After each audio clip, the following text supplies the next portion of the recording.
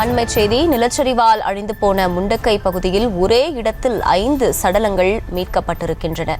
ஒரு வீடு முழுமையுமாக நிலச்சரிவில் அடித்துச் செல்லப்பட்டிருக்கும் நிலையில் ஒரே இடத்தில் 5 சடலங்கள் மீட்கப்பட்டிருக்கின்றன. இதுகுறித்த அண்மை செய்தியை பார்த்து வருகிறோம். தொடர்ந்து களத்தில் இருந்து எமது செய்தியாளர் வெங்கட்ரமணன் இணைந்திருக்கிறார். அவரிடம் கூடுதல் விவரங்களை கேட்கலாம். வெங்கட்ரமணன், வணக்கம். தொடர்ந்து இந்த மீட்பு பணி எவ்வாறாக நடைபெற்று வருகிறது? ஒரே இடத்தில் 5 சடலங்கள் மீட்கப்பட்டிருக்கக்கூடிய நிலையில் தொடர்ந்து அங்கு நிலவக்கூடிய சூழல் என்ன?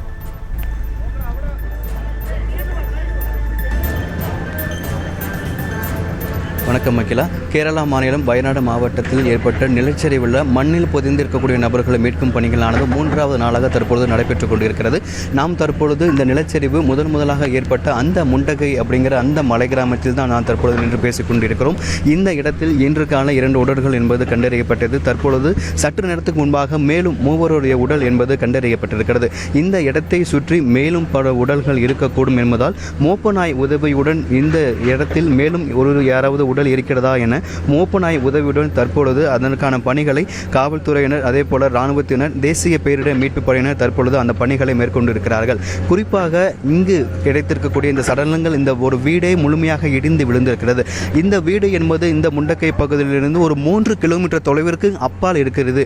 அதாவது அந்த நிலச்சரிவு ஏற்பட்ட போது அந்த வெள்ளப்பெருக்களும் அடித்து செல்லப்பட்டு தற்பொழுது அவங்க வீடுகளிலிருந்து 3 கிலோமீட்டர் தள்ளி அவர்கள் மண்ணில் புதைந்திருக்கிறார்கள். இங்கே தேசிய பேரிடர் மீட்பு படைக்கும் இராணுவத்திற்கும் இருக்கக்கூடிய மிகப்பெரிய சவால்களை மண்ணில் எந்தெந்த இடத்தில் உடல்கள் புதைந்திருக்கிறது என்பதை கண்டுபிடிப்பது தான் மிகப்பெரிய சவாலாக ஒரு விஷயமாகவே தற்பொழுது வரை களத்தில் அதுதான் மிகப்பெரிய ஒரு சவாலாக இருந்து வருகிறது.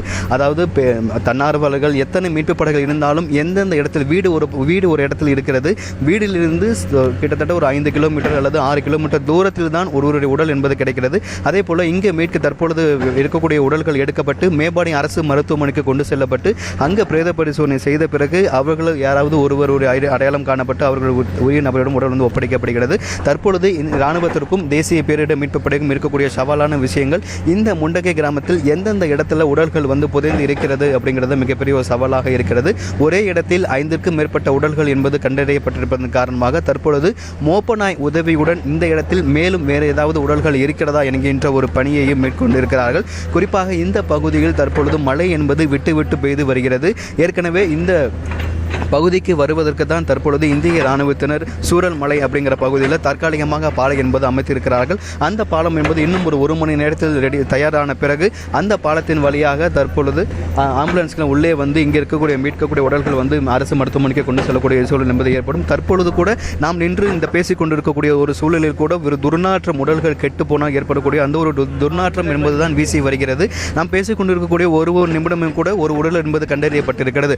ஒரே இடத்தில் 5க்கும் மேற்பட்ட உடல்கள் கண்டறியப்பட்டதால் தற்பொழுது மோப்பநாய் உதவியுடன் இந்த இடத்தை சுற்றி இருக்கக்கூடிய மேலும் பல இடங்களில் மண்ணில் புதைந்திருக்கக்கூடிய உடல்கள் எதுவும் தெரியுமா என்பது பற்றியும் சோதனை மேற்கொண்டிருக்கிறார்கள்.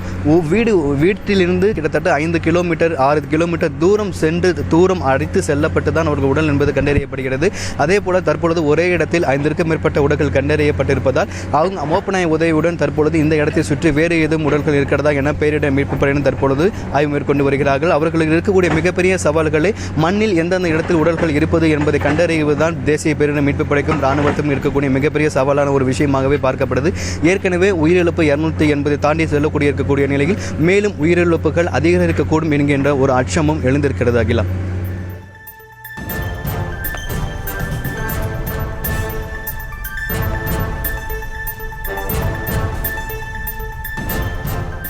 விவரங்களுக்கு நன்றி வெங்கட்ரமணன்.